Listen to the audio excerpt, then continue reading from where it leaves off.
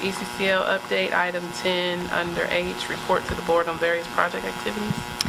Yes, so I'm going to actually take this one for Roy because what I wanted to do was just take a moment to have a conversation related to the plans and the transition that we have with Roy. I wanted to give you guys an opportunity to react and ask questions, obviously, about this transition.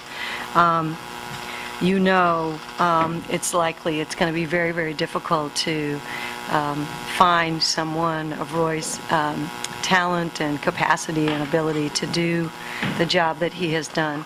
So what we've been looking at and having a conversation about is actually bifurcating his job into two roles. Roy has worn the hat of the full-service community schools coordinator, director.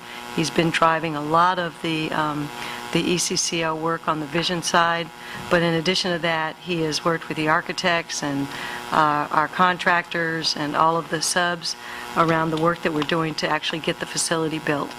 And so, with that in mind, if we think about the job, essentially it has kind of three categories of work attached to it: the facilities development, physical plant, the relationship development with the city and other third-party partners, and then the project supports.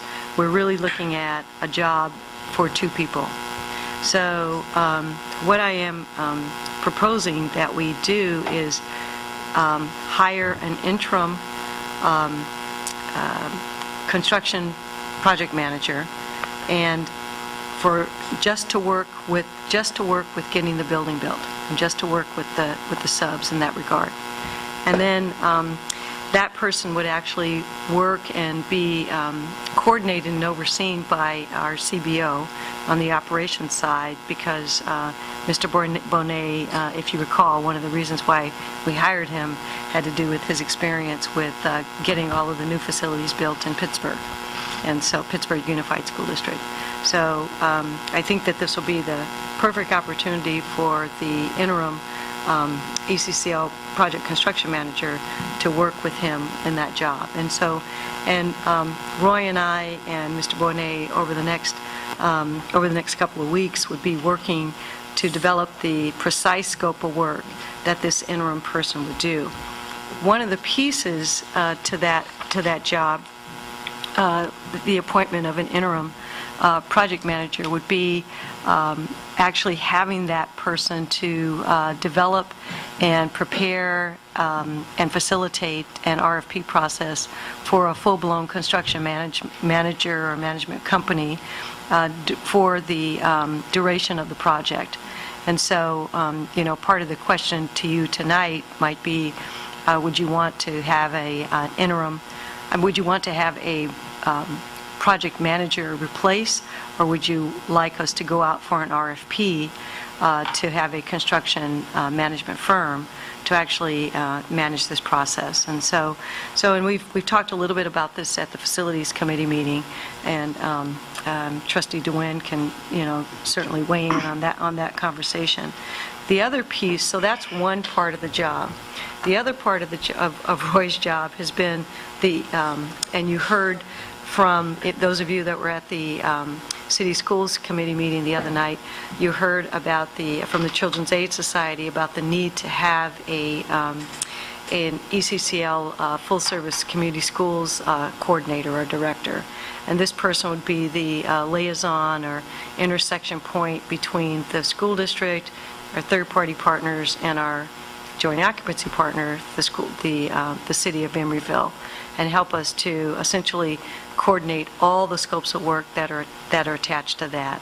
And I wanted to just have this initial conversation with you to reassure you that, one, we're thinking very deeply about this, and we'll be bringing back to you on the 20th, which is our special board meeting, a recommendation about how we're to proceed. But I wanted to hear from you tonight, the full board, about your deeper thoughts on this transition. So we believe we have everything everything under control, but in knowing what the precise scopes of work are, but just your thoughts on the position itself and separating this work out at this point, how you feel about that is something we need to know. Well, So, I'll just speak on the facilities piece regarding the replacement of Mr. Miller, and that individual. It's kind of already known, I think, who the superintendent kind of wants to bring in, but I think we do need to let the board know that the person that may come in is a retired facilities person as well. So they can only work 960 hours in a year. So that would either be full-time for a half a year or part-time for a full year. And each year they can re-up that 960 hours. So that's the first thing regarding the initial replacement for Mr. Miller. And then, as superintendent said, having that individual come on and transition with Mr. Miller, there will be a need to have either a construction management firm or a particular individual to come in and continue or to help manage the process. So I definitely want to put that out there to the board regarding this individual being retired. But I think after this individual comes on, there is a need to hire, most likely a construction management firm. I wouldn't be as comfortable as with an individual unless they just had an enormous amount of experience and could exemplify that, they could do the job alone by themselves. I think this is a big project, and as superintendent said, Mr. Miller has wore about 5 or 6 hats. So doing this work, even outside of the coordinator spot, is still a lot of work to be done. And this person that it will be coming on to assist or make the transition, well, Mr. Miller will still need some help.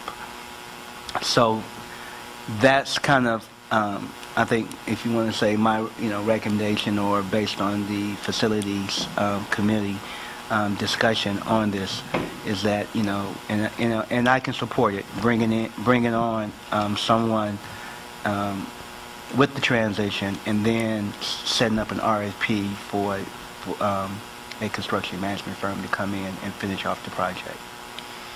So if there's questions after that. My first vote is to clone Roy. So, Mark, if you could look in the budget, see if we have room to just clone him real quick, that'd be great. There you go. I think that an interim is needed. I like the RFP idea to make sure that we get, the best of the best. My only question would be, if the interim does a transition time with Roy, does the interim then do another transition time with the group that we bring in after the interim? Right. I think more what I would see as far as that transition, it's either one or two things. It could be yes, or it could be that the construction management firm would actually assist this person in some of the work, or that person would start, some of the work regarding looking at permits, working with DSA, working with DTSC, working with those regulators to get things started, and then maybe this construction firm coming in and finishing up, the things that he started, and or working along with him as things progress with the permit process and the approval processes from the different agencies that we have to go through. That's me. Now you get that. So I can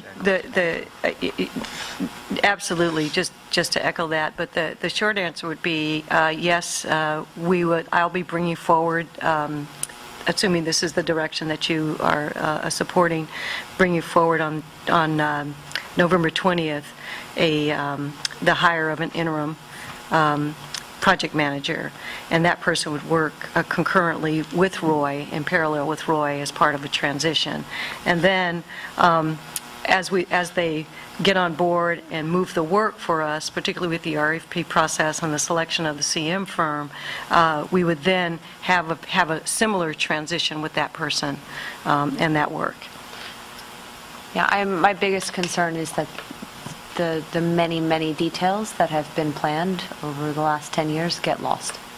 So that would be my only concern, like my biggest concern, not my only concern, but my biggest concern is that the work that Roy holds then gets transferred to this new person, and then it continues to get transferred, and that nothing gets lost.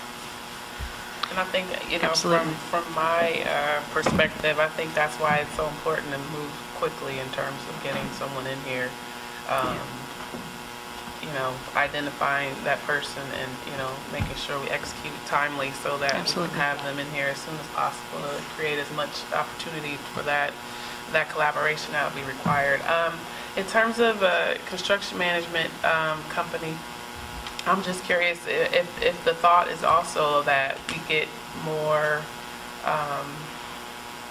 of well, I won't say it that way, but with that direction, would we get more resources, I guess, outside of the district, I guess, right, to execute some of these things, or more capacity? That's the word I want to use, because I know that is always a concern, but I think with the hire of a construction management team, or however that works, we get actually more bandwidth to execute things, or is it still tied to the contract that we ultimately sign anyway? So I'm actually going to defer to two experts on construction management that we have here in the room, Roy and Mark, if you will, if you want to weigh in on this.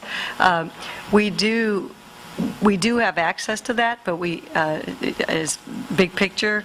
But we also have key point people that are working specifically on our project, who would essentially own our project for us, like we have right now with MAC 5. We could get as large a team as Yeah. we can afford, Right.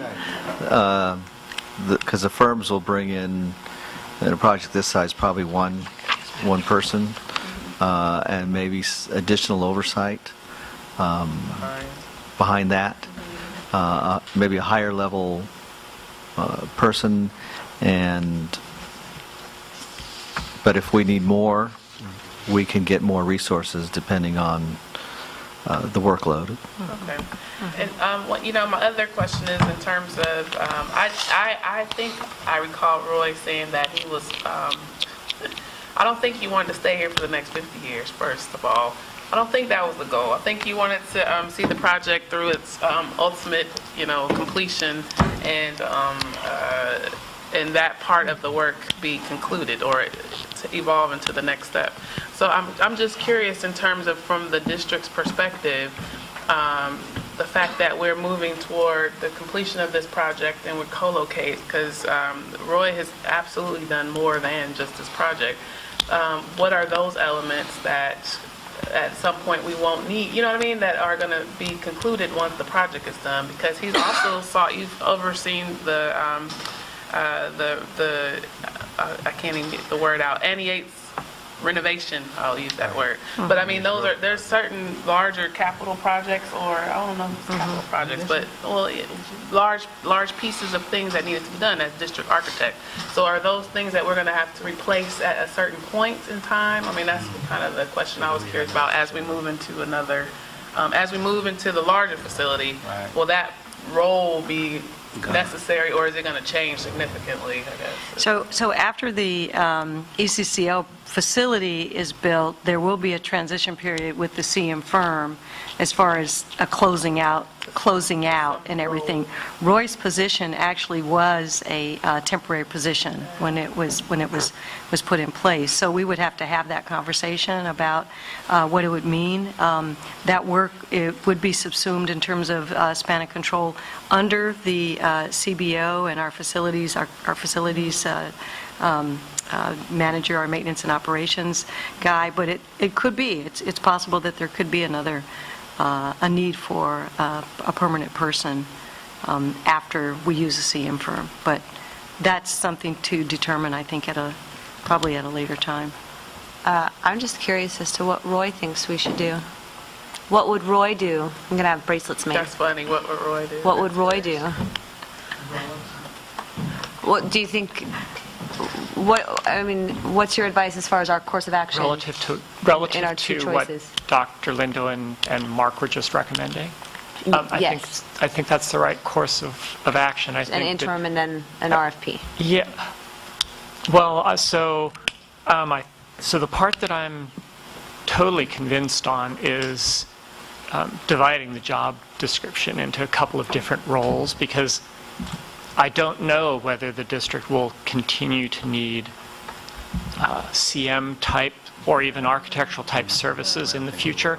I'm quite certain that both the district and the city will need a community schools director, and how that position evolves and what it becomes, I think, remains to be seen. But I believe that Children's Aid Society knows what they're talking about, and that's certainly what they're recommending strongly, and I agree with that. So in terms of, I think the only debate that I have, and this is really Mark and Dr. Lindo and I, we've all talked about this, but whether you hire an outside consulting firm, a CM firm, or whether you try to have that as part of your temporary in-house staff, I think that's the debate. And there are pros and cons to both approaches, and I think that's something that you and the superintendent and the CBO should make a decision about. I can see it happening either way. Yeah. I have another question. Would this CM firm, if that's the route that we choose, would they take us through the completion of phase 2? Well, so the timing of phase 2, again, I think that's a future That's future. a future decision. Yeah. The timing of phase 2 is still somewhat unknown, Yeah. and I think you should just hold off on that and wait till it's needed. That's helpful. Thank you. Now, what I will say, based on what Mr. Miller just said, if there is a concern for me is dollars.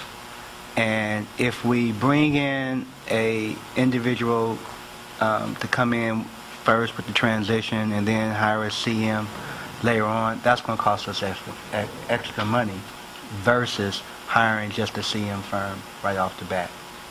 Well, a CM is going to cost you more than, the reason that you brought me in-house in the first place years ago was exactly, one of the reasons was certainly that issue of how to provide these kinds of services for the most efficient use of the bond dollars. That was behind this idea in the first place. And you can certainly spend less money hiring the capacity in-house because you're paying an outside firm, any consulting firm, you're paying for their overhead and profit and all those sorts of things. And so the only question is, can you get the right person? Having a person on staff, exactly who they are and how they fit with your organization and all the rest is much trickier than hiring a consulting company. Okay, so you feel that an individual would be a little bit cheaper than a firm? It certainly would be less expensive, but you have to find Okay. the right person. Got to have the right marriage. I'm with you there. Okay. No, I think that's helpful. I do see the strategy. I see the capacity issue or bandwidth or both words, and I think at this point in time, the district needs to ensure that we are maintaining the fluidity in which we need things to go. So I see that plan A right now makes a whole bunch of sense. And who knows, maybe maybe at some point it's determined that that's the best course to go and not go with the construction management team. But I think, we have to move along with the interim because we need to make sure we get as much overlap as possible. So. Question with that. So we bring in an interim, and then what would the timeline be to put out an RFP for a CM firm if that's what we decide to do? I think right away. So that's the first question, and I ask that because what if we bring in an interim and we think that person can do everything, and then we can decide at that point whether or not we feel that we need to reach out to a CM firm? Well, the one thing that I can tell you for sure is that you will need full-time. The facilities portion of the job is a full-time role. And one of the disadvantages, there are many advantages to the individual that Mr. Bonella is referring to. I've met him. I think he would be terrific to help with this transition. He's just not available full-time. He legally can't be available full-time for the rest of the duration of the project. Oh, that's helpful. So, and when would we look to an RFP process? What did you say? Like within the next 2 months, we'll have something posted? Would that be the intent? As soon as we possibly can. Okay. We've asked council for our RFP form so we can go through that and then get it on the street as soon as possible. Okay. That's helpful. And the piece that I would recommend there, and I haven't had a chance to mention this to Mark yet, but, the ECCL project has a lot of contracts that are either in place or so far along in terms of being built that this is a great opportunity to match the scope of work of a CM contract, a proposed CM contract, to all of the pieces of the puzzle that are already there. We have a great, in my opinion, our council has helped us craft a terrific set of agreements with the architectural team, a terrific agreement in draft that we've implemented an early piece of for the lease-back builder. And we've just recently finished writing, I think, a very thorough contract for an inspector of record, also another key role. So the last piece would be matching a CM contract to those other major contracts that the district's holding. It's a perfect time to do that. Okay. Sorry, I have another question. So if we brought in the interim and then we decided that, well, no, I guess we've already decided that the interim wouldn't be able to continue, could we then in parallel look for a CM firm and maybe an individual, and then we see which one we like better? Can you search for both? That wouldn't be our recommendation. It would be to have the interim come in for a short period of time until we had the RFP process in place and we hired a CM firm, and then a short transition after that with a CM firm.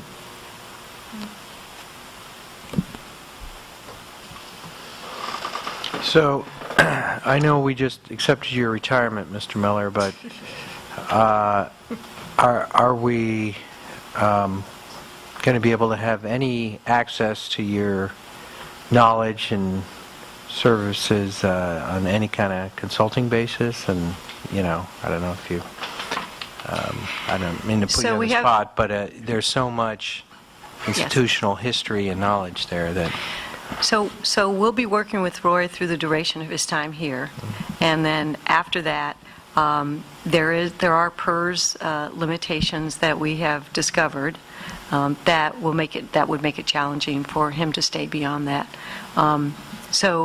I do believe that Roy has shared with me that he would be available for a phone call or a question, but this is a retirement. And we're going to be working very, very hard, over the next month or so, to make sure that when January 10th rolls along, that we've gleaned as much information from Mr. Miller as we possibly can to make this transition as smooth as possible. Just needed to move to Emeryville so you can. So, and I can Stay really share with close. you on a personnel side, offline what That's the helpful. issues are associated with that. Great. Appreciate that. Okay. The other piece that is hanging out there that is somewhat emblematic of the multiple roles that Roy's held is the Master Plan Task Force and sort of planning for what we're going to do with Annie Yates and how we're going to build that into the full-service community school model strategy. So- How are we covering that? Yeah, absolutely. And so part of that conversation, we've put that work on hold until January, February. So we already established that with the City Schools Committee. That being said, that gives us a little bit of time to think about how we're going to address that. And that's probably a bigger conversation with the City Schools Committee, along with the conversation associated with the second part of Roy's job, which is the full-service community schools director position, which is a conversation that I'd like to move to January. It isn't that we're not thinking about that. We heard pretty loud and clear that we wanted the building to get torn down for the abatement and demolition. We wanted to take care of all of the environmental issues and get the contract with Turner signed and move that work along. And right now, that's our biggest priority with Roy, not to the exclusion of the programmatic development work or the work of the task force and making those decisions, but this is like the most critical piece of work right now. But it is on the list. It is on the list to finish out the task force work this spring. Well, and there's, just as George Bush the first would say, the vision thing. There you go. Being a Republican over here. Community schools vision thing. We need Absolutely. that maintained as part of the conversation, how we're thinking about work. And to quote the second George Bush, we're trying to use a little bit of strategery here, right? It's terrible. Y'all need to stop. The hour's late. It's late, so we're getting a little boogie. But yes. So when you say move that to January, you mean move the conversations of trying to find that person until January? Oh, no.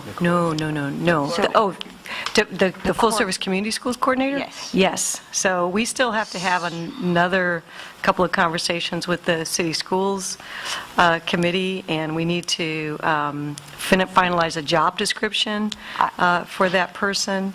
I hear that. Yeah. However, if you start the search process in January, that means there's going to be at least 2 months where we have a hole, and that is concerning to me. Okay. Because we've talked about how we need to start this work now, not when the building is built, and to take a 2-month break, I think would be detrimental to the momentum that we as a district have already started. I totally agree with you, and there are pieces of that I'll be holding myself, related to the relationship with the city, related to the joint occupancy agreement, and related to some of these other pieces of work. But this is also, to your earlier point about bandwidth and capacity, getting the construction project going, and that work is really key to this. And it isn't off the radar.